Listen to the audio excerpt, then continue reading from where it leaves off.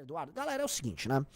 A gente vai começar a debulhar um determinado assunto que é a suposta pré-candidatura de Eduardo Bolsonaro para presidente. Eu vou explicar pra vocês em termos ideológicos, porque os bolsonaristas, né, a família Bolsonaro, vem tentando romper com um certo liberalismo econômico, né? Aquele liberalismo que eles usaram muito com Paulo Guedes. Lembra o guedismo? Aquele liberalismo, Paulo Guedes, tal, blá. Kim Paim já vinha batendo nisso. Eles achavam que tinham que ir para uma linha desenvolvimentista, um nacionalismo que combina com o Ciro Gomes. E eu vou decifrar isso. Porque esse lançamento de pré-candidatura que eu volto a falar, ele não será candidato. Esse lançamento, ainda assim, serve para várias coisas, inclusive para testar o alinhamento dos deputados bolsonaristas com a família, tá? E o Kim Paim ficou lá cobrando no Twitter que a galera... Não, olha só, ninguém tá divulgando o Eduardo, ninguém tá divulgando a Veja com o Eduardo. E em resumo, vamos acompanhar com muito carinho, com muito cuidado, que isso aqui representa um movimento que eu acho que é um movimento errado da parte deles, mas foda-se, né? Que eles errem, isso não é problema nosso. Vamos começar, a gente vai analisar. É o seguinte, Eduardo Bolsonaro lança uma candidatura a presidente. No momento que o Tarcísio já foi coroado, já foi eleito pelo Centrão, pelo PL, pelo STF, pelo mercado financeiro como candidato à presidência em nome do bolsonarismo. Então o Tarcísio é o candidato em nome do bolsonarismo. O Bolsonaro já se tocou. O Bolsonaro já veio a público, inclusive, semana passada, daquele toque. Olha só, ele dá a mão, ele cumprimenta quem é nosso algoz, nossos inimigos. Então, né, enfim, o Bolsonaro já deu o toque de que o Tarcísio não é exatamente o cara ali. E aí, como resposta, a família que mandou o Eduardo ficar andando nos Estados Unidos, curtindo a vida e... falando que tá enfrentando o comunismo e tal, quer lançar ele como o antipetista novo. E ele quer dar uma renovada nos discursos da família, porque a família não tem mais discurso nenhum. E eu achei engraçado, eu no mínimo ri, mas eu quero entrar no detalhe e explicar o que tem por trás do discurso. Então vamos lá. Meus amigos, nós estamos diante de um momento delicado da nossa história. O Brasil vive uma fratura social profunda. Pausa, um sentimento. Editar a voz dele. Tem algum problema de edição? Ele tá com algum problema? Essa voz aí tá esquisita, não tá? Parece passando aquele Adobe Podcast, deixaram mais grave a voz dele. Repara isso, deixaram mais grave a voz. Vive uma fratura social profunda. Um sentimento carregado de desconfiança, cansaço, uma descrença mútua para qualquer lado que o cidadão acabe olhando. Há um desalento que se espalha pelo nosso povo de que nada dá certo, tudo no Brasil é sinônimo de fracasso. Mas eu te digo, não é essa a verdadeira... Primeira coisa, tá, cara? Olha só. Eu respeito quem é bom orador. Um bom orador é alguém que consegue concatenar suas ideias de uma vez só. Esse vídeo é todo picado. Então, deram um discurso pra ele falar, e aí já começa assim. E ele tendo que gravar pedaço a pedaço. Você entendeu, Riso? É todo cortado. Porra, faz a porra de um discurso. A falta de bons oradores hoje no Brasil, falta de gente que você põe em cima da porra de um palanque, põe com o microfone e ele sustenta 5, 10, 15, 20 minutos de fala coerente, com começo, meio e fim, altos e baixos. Assim, denota claramente a falta de bons líderes. Um bom líder sempre é um bom orador. Um bom líder político, no caso. Um bom líder político sempre é um bom orador. Porque ele tem a visão. E a visão se expressa na inteligência verbal dele. E ele fala, ele entrega. Então, o cara pra fazer um vídeo ali de campanha tudo picadinho, pô, você não consegue, a ideia não vem na cabeça, cacete? Você não consegue ter ela organizada, pensada de uma maneira tão bem construída que ela sai de maneira natural? Tudo no Brasil é sinônimo de fracasso. Mas eu te digo, não é essa a verdadeira vocação do nosso país. E tá na hora da gente reencontrar o verdadeiro espírito brasileiro.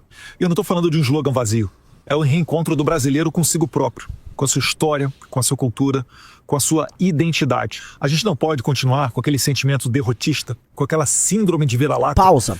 Esse foi o cara, vamos lembrar aqui, tá? Que botou o Mário Frias e uns bizarros na Secretaria de Cultura. Ele vem falar de história brasileira, de cultura brasileira, tá? Enquanto vocês estiveram no governo, porque você parece que sua turma não participou do governo. Vocês foram parte do governo dos 200 anos de independência. E vocês não fizeram porra nenhuma nos 200 anos de independência. A gente tá até agora com a esquerda falando, roubaram nosso ouro, com a população, gente de direita, roubaram nosso ouro. E o que vocês fizeram nos 200 anos de independência foi botar o bosta do teu pai falando, imbrochável.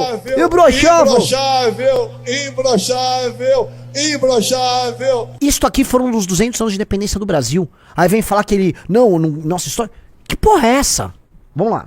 Odiar a nossa derrotista, com aquela síndrome de vira-lata que acaba por nos fazer odiar a nossa própria história. O Brasil não nasceu ontem. Ele é fruto de erros, de acertos, de momentos ruins, mas também de glórias. E é preciso maturidade para reconhecer que mesmo em momentos difíceis, houve grandeza. O império nos deu estabilidade, instituições, cultura e unidade nacional. A República Velha teve seus problemas sim, mas ela lançou as bases da infraestrutura e também da formação econômica do Brasil moderno. A gente não pode apagar isso. E se nós queremos nos reencontrar enquanto nação, nós temos que enxergar as figuras históricas do Brasil com um olhar nacional e não partidário. Pausa. Vocês estão vendo que esse discurso está se encaminhando para uma coisa, né? Eu vou explicar. Vocês estão vendo. Veja só, meu amigo. Você tá entendendo de onde vai, tá vendo esse discurso, né? Pega 30, sobe 30, joga 37, pega o preço do aço, vê um menino negro da periferia que não consegue compreender esse mundo absolutamente complexo de uma economia global que diz os três do Brasil. Vamos lá. Getúlio Vargas, por exemplo, ele liderou um governo que não teve as liberdades plenas, é verdade. Mas é inegável também que houve avanços na nossa indústria, a intenção de valorizar o trabalhador e também CLT? Investimentos em infraestrutura. Fechar os olhos para isso. Olha só, seria... pausa. Ai, calma, vamos lá. Infantil. O mesmo vale para Juscelino Kubitschek. Podemos debater os custos e os efeitos econômicos do seu governo. Mas é inegável. Houve ali um projeto de integração do país, de otimismo, de progresso. Foram 50 anos em 5. E isso daí marcou o imaginário do Brasil por décadas. Não é diferente com João Goulart. Podemos concordar ou discordar das suas propostas, eu certamente não sou um fã dele. Mas é injusto negar que muitas delas nasciam... Você sabe quem fala? Ele tá falando João Goulart. João Goulart é herói da turma trabalhista do PDT. Assim como o Brizola, que era o maior aliado dele. Vocês estão entendendo de onde vem isso aí, né? Vamos lá. São de dar respostas a anseios populares. Assim como falar do período militar, não dá para dizer que tudo ali foi trevas. Até houve autoritarismo. Mas ali existiram investimentos em infraestrutura que sustentam o Brasil até hoje. E é papel de uma nação madura olhar para o passado e conseguir perceber tudo aquilo que deu certo, tudo aquilo que foi positivo na nossa história. Negar as virtudes de qualquer período da nossa história é negar a nós mesmos. Não há união nacional possível se cada um dos lados quiser apagar o outro. O Brasil precisa de reconciliação, não de ressentimento. Eu não me apresento aqui como... É mentira. Tudo que esse cara tá falando é mentira e isso foi plantado na cabeça dele. Isso foi plantado na cabeça dele porque os bolsonaristas querem comprar um novo discurso. Eles estão completamente vazios de discurso e vários bolsonaristas estão procurando um discurso que eles consideram based. E esse discurso nacionalista, entendam, tá? Vocês claramente viram de onde veio o discurso. Esse é o discurso histórico do Ciro Gomes. Esse é o discurso do Aldo Rebelo. Esse é o discurso em parte, tá? Ai meu Deus, aquele cara tava nos Estados Unidos lá, que a gente até entrevistou na Valete, o Ricardo entrevistou ele, Mangabeira Unger. Vamos colocar aqui, ó. O Aldo Rebelo e o Mangabeira Unger estão há bastante tempo indo atrás de figuras de direita para eles saírem daquele trabalhismo cirista, porque o projeto do trabalhismo cirista, do neodesenvolvimentismo cirista, meio que deu em nada. E esses caras estão procurando o Bolsonaro porque o Bolsonaro tem uma vocação com um público, né, mais abrangente, trabalhadores e tal, e eles falam, pô, e se a gente pegar esse conjunto de ideias e traz pra cá? Então eles estariam uma linha, somos contra o crime, vamos botar fogo aí na bandidagem e tal, blá, blá, blá, e um nacionalismo, um desenvolvimentismo, fazendo referência a essa sequência de figuras que pra eles são importantes. Então eles vão ter vamos dizer, esses elogios ao período da ditadura militar, no sentido de, olha, grandes investimentos em infraestrutura, né, tem Transamazônica, né, vai ter lá Itaipu, grandes estradas e tal, blá, blá, blá. Vão fazer referência ao Getúlio Vargas, que é o ídolo maior desses caras, vão fazer referência ao Jango, que era visto como um nacionalista, achei curioso um pouco do Juscelino, e eles não fazem referência a mais nada, né, então é o conjunto, é o arcabouço de referências desses mesmos caras, e como o bolsonarismo é vazio de conteúdo político, eles são vazios, são ocos, eles encontraram um discurso que estava dando sopa, as lideranças desse discurso estavam soltas por aí, e eles foram lá e grudaram nesses caras. Me parece ser o caso, tá? O Kim Paim já estava falando disso faz tempo, então você podia antecipar esse discurso faz tempo, inclusive com eles, essa turma da ligada à família, fazendo ataques a liberais, ao mercado financeiro, já há certo tempo. Eu acho no mínimo cômico que esses caras, né, eles trabalharam a agenda liberal de mercado durante todo o governo deles, foram aliados desses caras, e agora eles estão dando um cavalo de pau e fingindo que não houve. Tudo bem se houver, mas assim, estava errado nisso, aquilo, faço essa autocrítica e estou adotando uma posição que é completamente contrária. Mas vamos ver até o final, vamos ver o que tem aí. Candidato a esse ou aquele cargo, eu me apresento como alguém disposto a ajudar o país a se reencontrar, ajudar o Brasil a levantar a cabeça e acreditar em si mesmo. Eu quero me reencontrar com o espírito brasileiro, com a coragem de quem construiu esse país em meio a tanta adversidade, com as virtudes esquecidas da nossa história. E eu quero caminhar lado a lado com todos que também acreditam nisso. Porque se olharmos apenas para o lado ruim, a gente vai reduzindo Dom Pedro I a um homem mulherento. Mas ele foi muito mais do que isso. Foi um estadista que, no momento de ruptura global, conseguiu manter a unidade territorial de um país de dimensões continentais, onde todos falam uma só língua e se reconhecem como um só povo. Enquanto tantos países vizinhos aqui das Américas se fragmentavam em guerras e divisões, o Brasil permaneceu unido. E isso não foi por acaso. Esse é o espírito que a gente precisa reencontrar. O da grandeza acima das vaidades, da unidade acima dos rancores. Pausa. Corta a grandeza acima das vaidades pro momento de 200 anos da independência do Brasil. Jair Bolsonaro entoando imbrochável e transformando os atos do 7 de setembro de 2022, momento em qual o Brasil completava 200 anos de independência, num ato de campanha do pai dele. É cômico. O Eduardo Bolsonaro dá um pacote pra ele, ele grava um vídeo em que ele não consegue articular de maneira concreta isso, ele não consegue articular os desafios e as falhas disso. Porque assim, ele tá comprando um discurso que em grande medida é falacioso. O Brasil foi uma das nações que mais cresceram no mundo do século XX. Talvez as nações com grande população foi a que mais cresceu no mundo do século XX. Teve um boom populacional, um processo de imigração gigantesco, desenvolvimento urbano, não haviam cidades no Brasil. Vamos falar a verdade, até o final do século XIX, as cidades no Brasil eram pequenas, as pessoas moravam no campo. Houve um gigantesco êxodo rural, houve um processo de urbanização, de concentração de renda, de desenvolvimento econômico, industrialização e tal. Mas foram estes mesmos governos, em grande medida, que geraram o freio para isso. O arcabouço institucional criado pelo Getúlio Vargas breca isso. Ah, mas ele fez a CSN, ele fez algumas indústrias. Sim, você poderia ter feito tudo isso sem fazer o arcabouço institucional que gerou todo esse problema. Você poderia ter feito isso. O Brasil já passava, desde o começo do século XX, por um processo de industrialização autônomo a lá Estados Unidos, aqui em São Paulo. Formação de classe média aqui em São Paulo. Tocado muito pelos imigrantes. Isso, em grande medida, se mescla, porque você precisava de uma indústria de base, você precisava, por exemplo, de siderúrgica, você precisava dessas coisas. Talvez, né, no caso brasileiro, precisou de dinheiro estatal, empréstimo, né, montar a CSN. Não foi assim em outros países. Em outros países esse processo não teve necessariamente a mão do Estado. Alguns sim, outros não, e eu não vejo problema nenhum em ter a mão do Estado nisso, tá?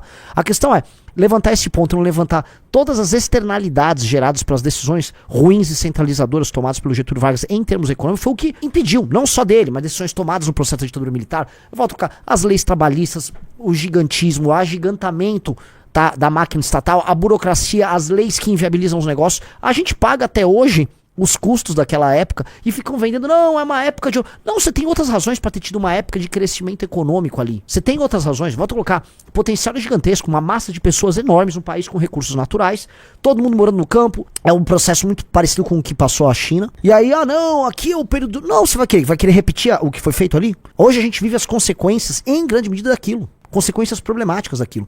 E eu vou levantar uma coisa que é o seguinte, eu acredito, do ponto de vista político, que a gente tem que olhar para alguns desses momentos, tá? E pensar, aqui tem elementos muito interessantes. Do ponto de vista político você consegue pensar. Agora, do ponto de vista econômico, o Brasil não é um país capitalista. O Brasil ele tem que fazer reformas estruturantes no Estado gigantescas.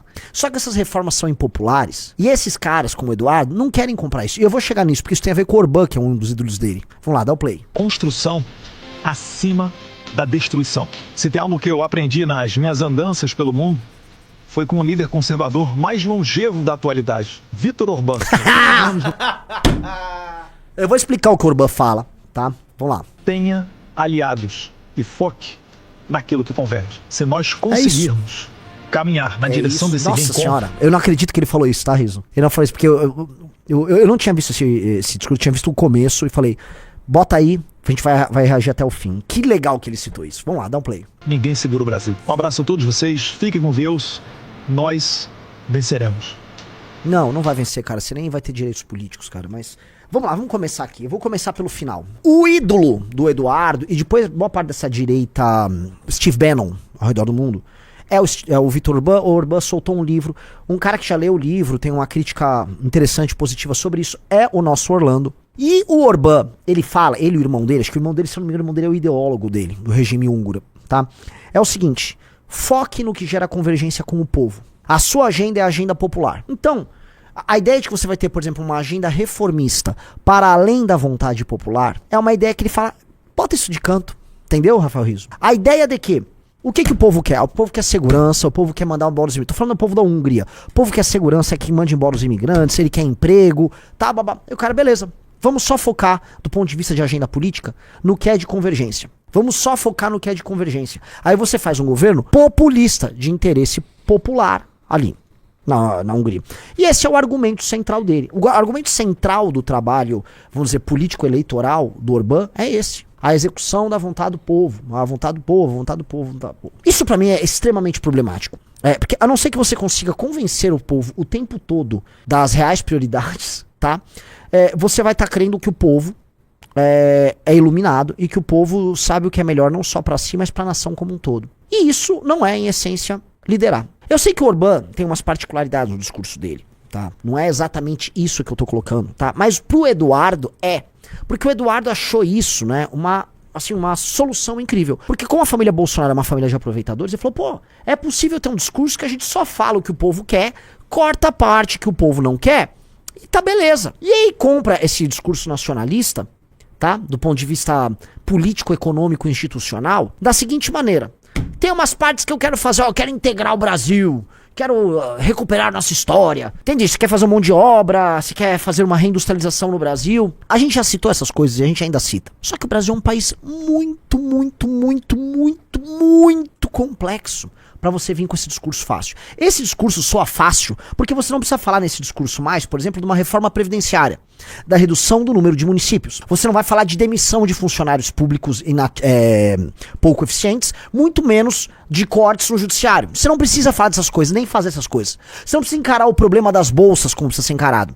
Você não vai encarar um problema, assim, colossal da máquina pública, tampouco os privilégios de diversos setores que atuam, porque são temas prementes para a administração do Estado brasileiro, prementes, porém, muitas vezes impopulares. Volto a falar, quando você fala de previdência, quando você vai falar de gastos com o judiciário, quando você vai falar de Bolsa Família e auxílios de toda sorte, você está falando de temas que são impopulares, são complicados de tocar. E ele não quer ter que traçar. Então, este tipo de discurso, para um cara como ele evoca o Orbán, caso ele evita ter que tratar do que interessa. Ele evita ter que tratar dos temas que são difíceis. E aí ele tá sendo, essencialmente, um bolsonarista. Porque um bolsonarista, o que ele é? É o like fácil. Lembre-se.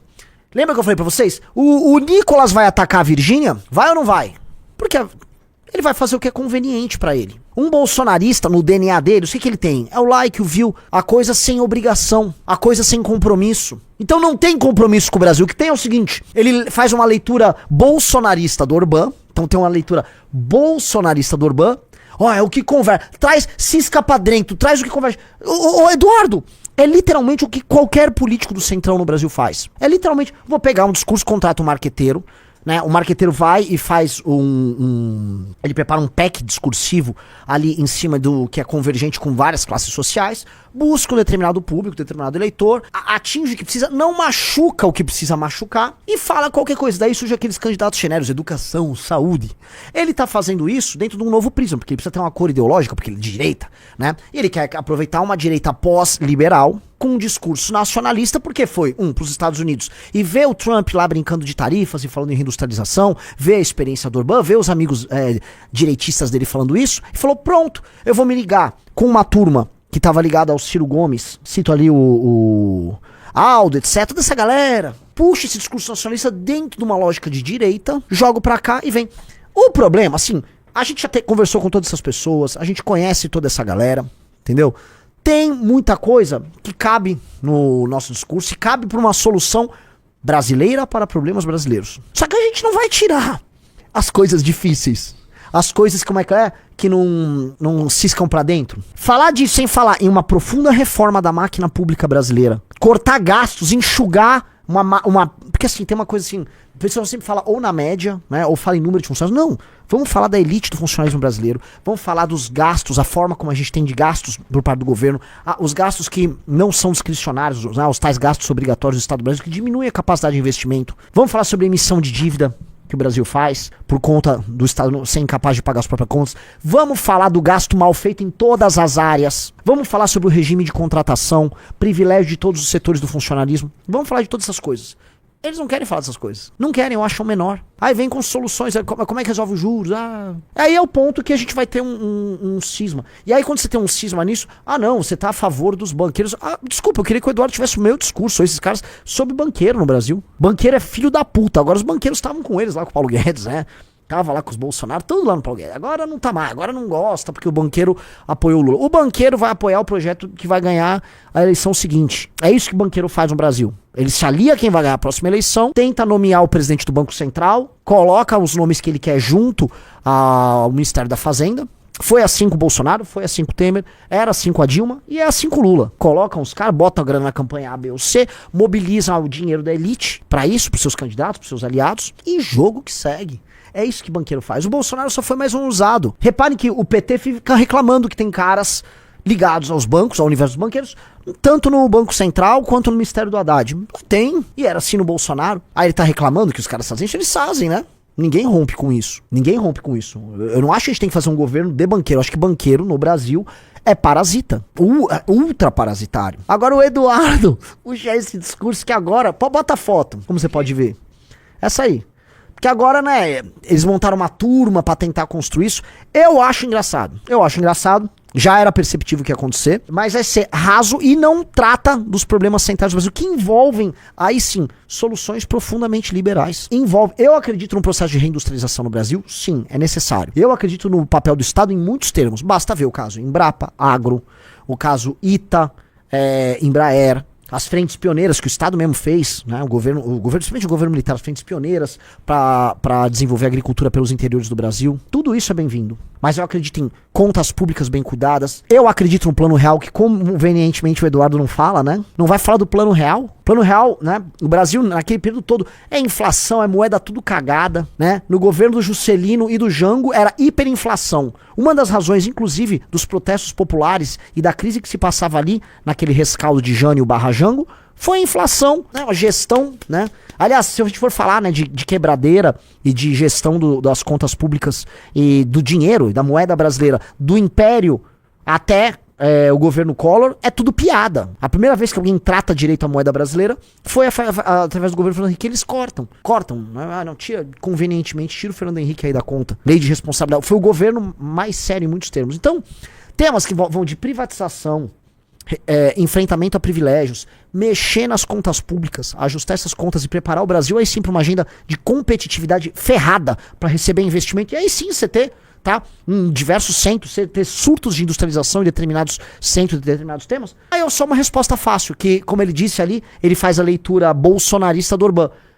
Só pega o que converge, entendi, legal, vamos pegar só as pautas populares. Olha que gostoso. Só que pra ser popular no Brasil, né, e esse é o problema que eu falo, você vai ter que ser, e majoritário, você vai ter que defender certas coisas ou silenciar para certas coisas. Por exemplo, ele nunca vai falar, tá, dessa indústria criminosa de pastores neopentecostais que roubam os próprios fiéis. Esse é um assunto menor quando comparado aos outros? Sim, mas vai precisar falar. Porque isso, do ponto de vista político no Brasil, é um câncer. Ele vai falar da compra de voto dos aliados do Centrão, Riso? Ele vai falar dos seus aliados do Centrão que compram voto e do eleitor que compra voto? Não vai falar. Não vai entrar nesse problema central. Ele vai falar da indústria do Bolsa Família e das bolsas, já ele vai arrumar um argumento nacionalista pra isso. Vamos aumentar, né? 25, tem gente que tá 25 anos recebendo Bolsa Família. Não, isso aí não converge, né? Porque o povo quer. Tem muito tema aí que o povo gosta, que o povo acha legal e que você vai precisar contrariar o povo. Vox Populi não é Vox Dei. Você está no país da Virgínia. Vox Populi não é Vox Dei. O líder lidera, o líder traz a visão, o líder assume o risco. O discurso que esse cara tem não é um discurso de líder, é um discurso conveniente e é uma alteração de rota no bolsonarismo. Então, esses caras estão tentando romper com o liberal, o conservadorismo, o Eduardo ali, essa turma, pra, numa candidatura que, como eu acho que não vai sair do papel, eu acho, podemos nos surpreender, tá?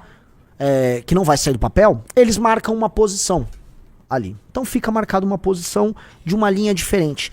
Acho bom que eles vão pra essa linha, porque como eu posso falar, é uma leitura simplista, como tudo que os bolsonaros fazem da questão brasileira. Por exemplo, no livro amarelo a gente traz essa tensão da necessidade liberal de adequar o Brasil a ser uma economia capitalista competitiva para enfrentar o mundo de maneira competitiva, junto com a perspectiva e uma visão de um Estado forte, não pesado, mas forte, capaz de juntar forças produtivas, articular determinados projetos e entender que, por vezes, a competitividade tem que ser, em alguns locais, mesmo com um preço em benefício de um determinado projeto político. Por exemplo, eu creio, nós temos que ter um meio de gerar classe média no Nordeste. Eu sempre falei, precisamos industrializar o Nordeste. Eu acho que a industrialização, às vezes, é um termo errado porque ela assusta, porque às vezes não é sobre indústria. Às vezes nós precisamos gerar classe média no Nordeste através da agricultura e dos serviços. Às vezes é o caminho, agricultura e serviço. O ponto é, não dá para o Nordeste ser um pobrestão. O Nordeste é um pobrestão sustentado pelos outros estados. É um pobrestão sustentado pelos outros estados.